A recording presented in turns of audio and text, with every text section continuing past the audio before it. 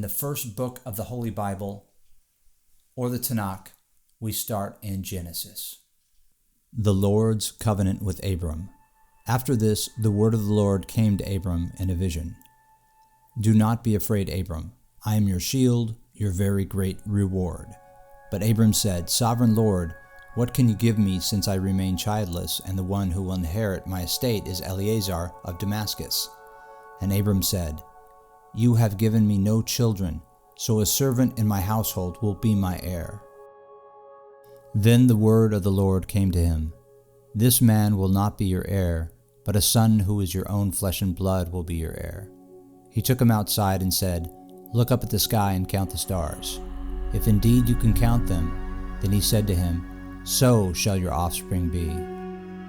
When the sun had set and darkness had fallen, a smoking firepot with a blazing torch appeared and passed between the pieces. On that day the Lord made a covenant with Abram and said, To your descendants I will give this land, from the Wadi of Egypt to the great river of the Euphrates, the land of the Kenites, the Kenizzites, the Cadmonites, Hittites, Perizzites, Rephites, Amorites, Canaanites, Girgashites, and Jebusites. Hagar and Ishmael. Now Sarai, Abram's wife, had borne him no children, but she had an Egyptian slave named Hagar.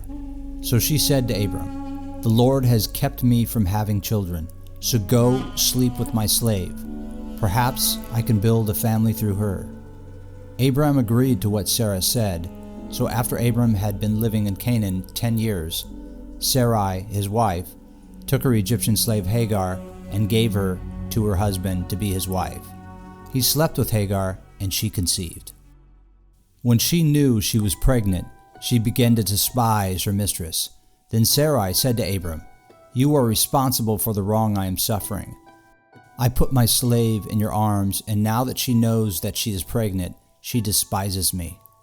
May the Lord judge between you and me. Your slave is in your hands, Abram said. Do with her whatever you think best. Then Sarai mistreated Hagar, so she fled from her. The angel of the Lord found Hagar near a spring in the desert. It was the spring that is beside the road of Shur. And he said, Hagar, slave of Sarai, where have you come from, and where are you going? I'm running away from my mistress Sarai, she answered. Then the angel of the Lord told her, Go back to your mistress and submit to her.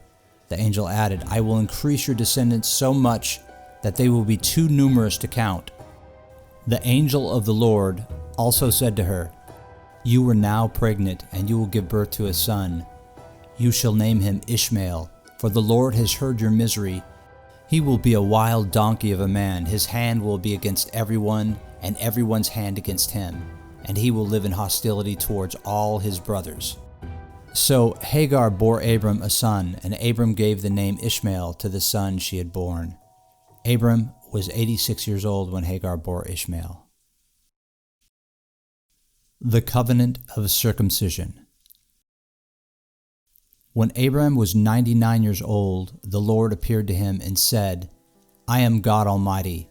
Walk before me faithfully and blameless. Then I will make your covenant between me and you, and I will greatly increase your numbers. Abram fell face down, and God said to him, As for me, this is my covenant with you. You will be the father of many nations. No longer will you be called Abram. Your name will be Abraham. For I have made you a father of many nations, and I will make you very fruitful.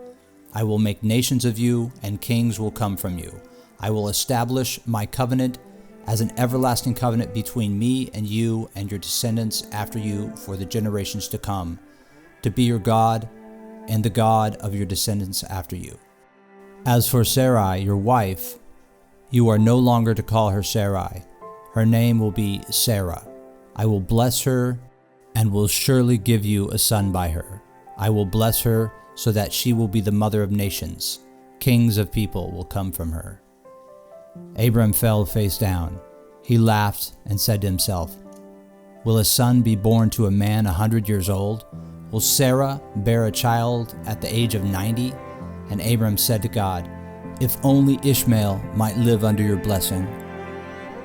Then God said, "Yes, but your wife Sarah will bear you a son, and you will call him Isaac. I will establish my covenant with him as an everlasting covenant for his descendants after him. And as for Ishmael, I have heard you. I will surely bless him. I will make him fruitful and will greatly increase his numbers. He will be the father of 12 rulers, and I will make him into a great nation.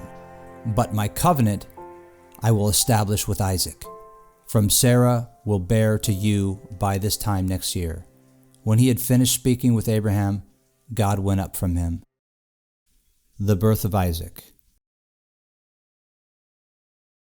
Now the Lord was gracious to Sarah as he had said, and the Lord did for Sarah what he had promised. Sarah became pregnant and bore a son to Abraham in his old age, at that very time that God had promised him.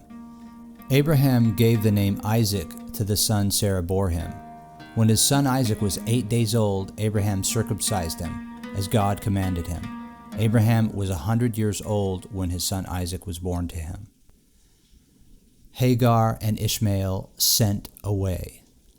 The child grew and was weaned, and on the day Isaac was weaned, Abraham held a great feast. But Sarah saw the son whom Hagar the Egyptian had borne to Abraham was mocking, and she said to Abraham, "Get rid of that slave, the woman and her son, for that woman's son will never share the inheritance with my son Isaac." The matter distressed Abraham greatly because it concerned his son. But God said to him, "Do not be so distressed about the boy and your slave woman. Listen to whatever Sarah tells you, because it is through Isaac that your offspring will be reckoned. I will make the son of the slave into a nation also, because he is your offspring." Early the next morning, Abraham took some food and a skin of water and gave them to Hagar. He set them on her shoulders, and then he sent her off with the boy. She went on her way and wandered in the desert of Beersheba.